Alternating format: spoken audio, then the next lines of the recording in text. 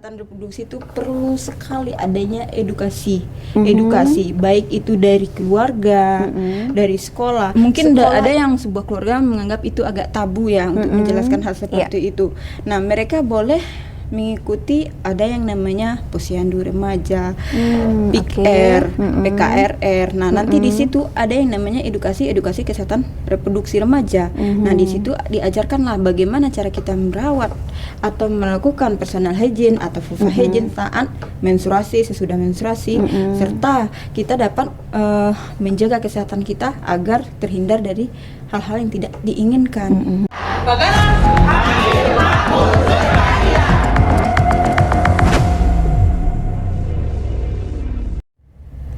Assalamualaikum warahmatullahi wabarakatuh. Sahabat Bagana dimanapun Anda berada, kita kembali jumpa di Studio Bagana di Menara 165 bersama saya Nita Gustin Rahman dalam rubrik Suara Perempuan Bagana. Dari hati perempuan untuk kemanusiaan, salam Bagana. Sahabat Bagana, hari ini kita akan berdiskusi untuk membahas topik yang sering dianggap sensitif, tapi justru itu sangat penting. Kesehatan reproduksi remaja. Masa remaja adalah fase perubahan besar, baik secara fisik, emosional, maupun sosial. Disinilah pengetahuan yang benar menjadi kunci agar remaja mampu menjaga hubungannya, menghargai diri sendiri, dan mengambil keputusan yang sehat untuk masa depannya. Hari ini diskusi saya akan ditemani seorang narasumber, yaitu Mbak Eka. Apa kabar Mbak Eka? Alhamdulillah baik, Mbak. Oke, sip. Silakan Mbak Eka. Sahabat Bagana belum kenal nih siapa nih Mbak Eka. Silakan Mbak Eka memperkenalkan diri. Perkenalkan diri saya Eka Sampulti, nama lengkapnya. Biasa dipanggil dengan Eka. Saya dari Jambi. Sebelumnya saya dinas di Rumah Sakit Umum Daerah, yaitu Rumah Sakit Daerah Muara Jambi, suatu kabupaten di Provinsi Jambi. Nah, untuk selanjutnya saya juga bekerja di klinik kasih ibu sebelumnya. Nah, kalau untuk saat ini kemarin sempat juga menjadi tenaga sukarela di Puskesmas Selat itu di kabupaten juga itu di Provinsi Jambi. Nah, untuk saat sekarang ini insya Allah kalau ada rezeki tahun ini akan dibuka klinik bersalin sendiri. Masya Allah, selamat Mbak Eka. Ya, sahabat Bagana. Oke, Mbak Eka ini juga tergabung dalam Bagana wilayah Provinsi Jambi. Nah, kebetulan saya dipercaya untuk menjadi koordinator di Provinsi Jambi untuk Bagana. Masya Allah, alhamdulillah. Suatu kebanggaan tersendiri bagi saya untuk bisa bergabung dengan Bagana Jambi, dan semoga saya bisa berpartisipasi dan memberikan dampak yang positif bagi Bagana. Insya Allah. Iya. Oke, kita mulai diskusi kita ya Mbak ya. Okay. Yang saya ingin tanyakan nih, Mbak Eka kan sebagai tenaga medis, ya tenaga kesehatan. Kita akan ngebahas tentang reproduksi. Nah, apa sih Mbak yang dimaksud dengan kesehatan reproduksi dan kenapa nih? Kayaknya reproduksi itu penting ya untuk dipahami oleh para remaja nih sejak dini nih, sejak mereka masih remaja. Ya, silakan. Di sini kan kita berbicara tentang kesehatan reproduksi. Tidak hanya kesehatan baik itu dari fisik atau fisiologis dari kesehatan reproduksi sendiri, tetapi kesehatan reproduksi itu ruang lingkupnya sangat luas, baik itu mental, fisik ataupun sosial. Semuanya itu harus sejahtera. Kita tidak hanya berbicara tentang kesehatan di fisiologis saja, tetapi juga bagaimana kita menghadapi stigma dari perubahan zaman pada saat ini, adanya seperti gencar-gencarnya sekarang, adanya kayak bullying dari sekolah, itu juga termasuk dari kesehatan reproduksi. Itu masuk ke mentalitinya ya, mental dari remaja tersebut. Nah, kalau dari segi psikologisnya itu jadi bisa terganggu. Nah, kalau remaja itu juga semuanya saling keterkaitan. Betul. Jadi sosialnya pun juga udah terbatas. Nah, seperti itu. Jadi kita dapat menyimpulkan bahwa bukan dari segi fisiologisnya saja dari kesehatan reproduksi, semuanya saling keterkaitan. Oke. Nah, kalau di remaja nih Mbak, perubahan apa saja nih yang wajar terjadi di tubuh remaja nih, baik laki-laki maupun perempuan?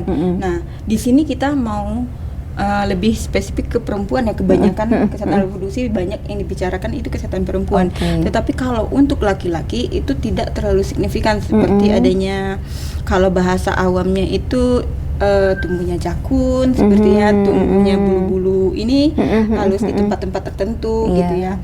Adanya masturbasi itu nanti itu akan terjadi pada saat remaja, dan perubahan suara pada remaja itu akan terjadi pada saat dia memasuki usia mulai dari 13 tahun, 14 tahun, itu semuanya akan berubah. Tetapi itu berbeda dengan perempuan. Kalau perempuan itu ada yang namanya menarki atau haid pertama. Nah, di sini kita perlu memberikan mereka itu edukasi. Mungkin mereka itu nanti kan banyak nih remaja yang mungkin yang masih awam, yang tidak tahu, mereka harus mempelajari itu juga. Nah, siapa sih yang pertama yang berperan itu? Orang tua mereka. Pasti ibu itu. Ya, orang tua dari mereka. Apalagi ya. Saya dengar sekarang ada ya Mbak, yang entah apa nih penyebabnya, mereka tuh sudah mulai dewasa. Itu saya sempat dengar ya usia 7 tahun. Penyakit apa itu ya Mbak namanya? Jadi dia kayak lebih dini gitu loh. Menarki dini ya. Nah, ya. Mungkin kalau untuk lebih spesifiknya penyebabnya kita mungkin kan kalau berdasarkan beberapa penelitian itu belum ada yang bisa dipastikan, kecuali itu kita harus menganjurkan untuk melakukan pemeriksaan kepada dokter obgyn. Apa sih penyebabnya perdarahan ovulasi itu secara dini. Biasanya kalau untuk normalnya itu paling mudah itu kalau dalam siklus normal manusia itu terjadinya itu 10 tahun. Tetapi mayoritas jika dilihat dari data, menstruasi itu datang pada saat usia 12 tahun, anak memasuki masa remaja hingga 15 tahun. Tetapi yang paling banyak itu 12 tahun. Itu berdasarkan data yang ada di jurnal yang pernah saya baca. Seperti itu. Oke.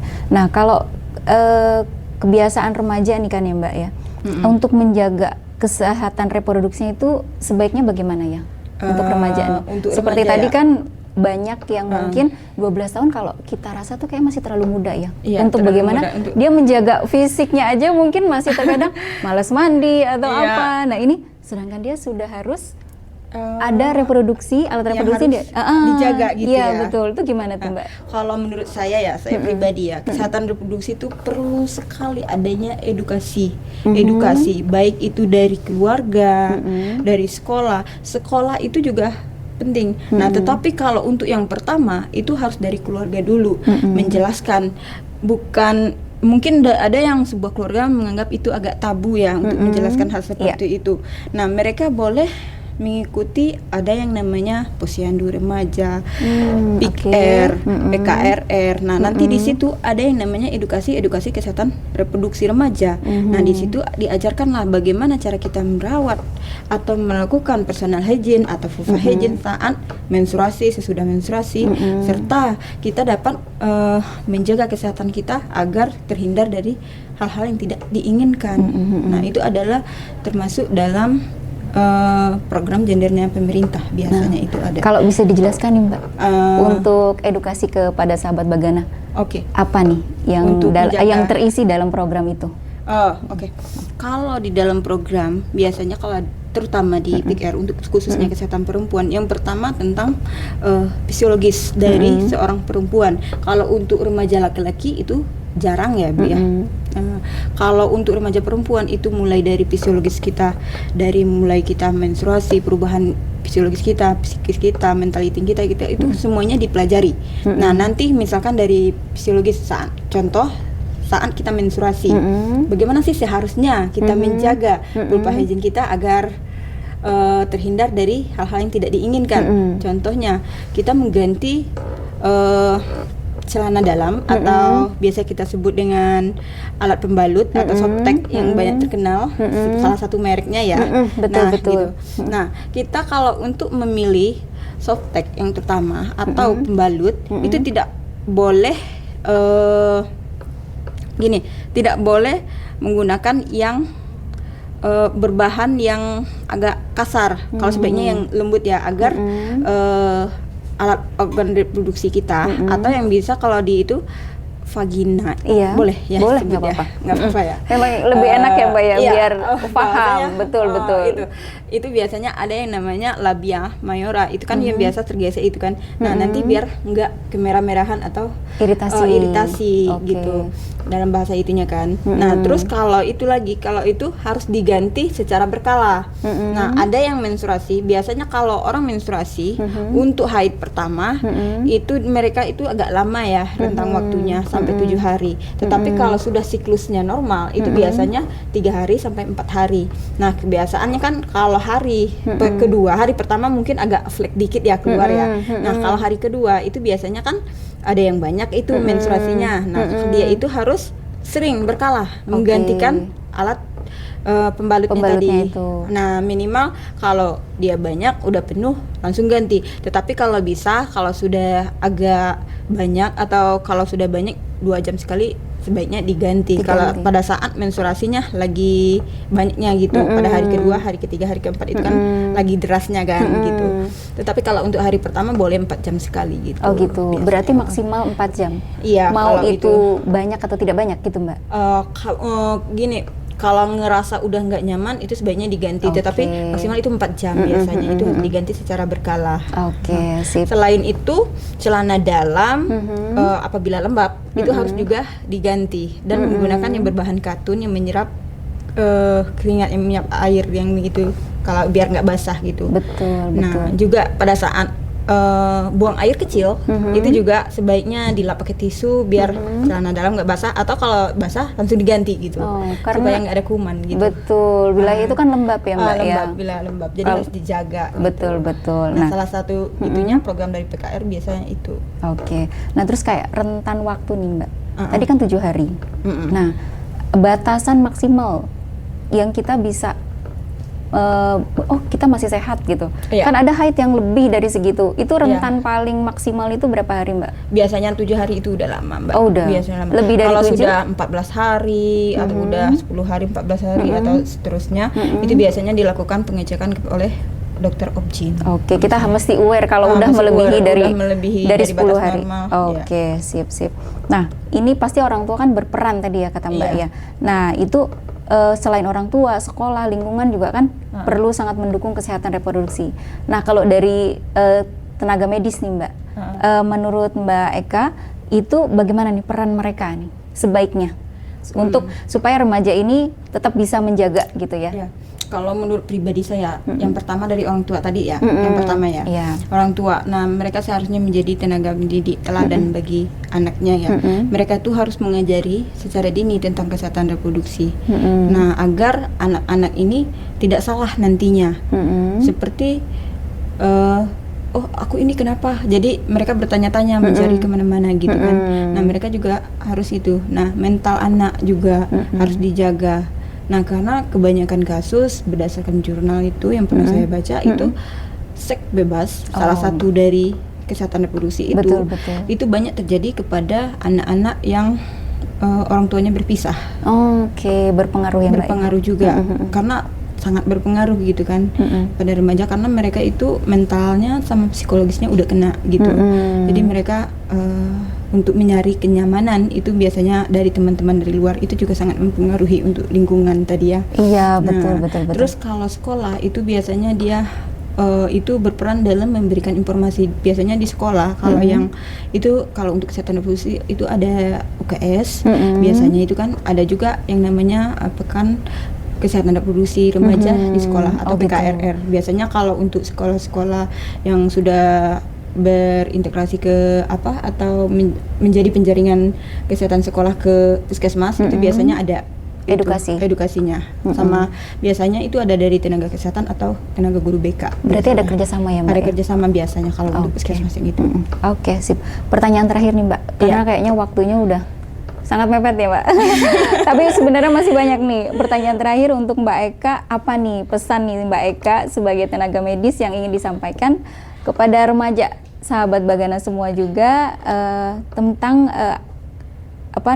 kepada remaja agar lebih peduli nih, bagaimana peduli terhadap tubuh dan kesehatannya. Oke, baik. Untuk para remaja dan sahabat Bagana, pedulilah pada diri sendiri, karena resiko hanya ada di diri Anda, Mm-mm. maka jagalah tubuh Anda untuk mendapatkan kesehatan yang tidak hanya produktif hidup dalam jangka panjang, tetapi kita juga bisa berkontribusi untuk kemanusiaan. Oke, sip. Terima kasih Mbak Eka atas paparan mengenai kesehatan reproduksinya hari ini. Semoga bermanfaat untuk kita dan khususnya sahabat Bagana di luar sana. Ya, terima kasih. Menjaga kesehatan reproduksi bukan hanya tentang fisik, tapi juga tentang pengetahuan, tanggung jawab, dan rasa menghargai diri sendiri. Semoga pembahasan hari ini bisa membuka wawasan dan menjadi bekal penting bagi para remaja untuk tumbuh sehat, percaya diri, dan siap menghadapi masa depan. Demikian yang bisa kami infokan. Wabillahi taufik wal hidayah. Wassalamualaikum warahmatullahi wabarakatuh. Dari hati perempuan untuk kemanusiaan, salam Bagana.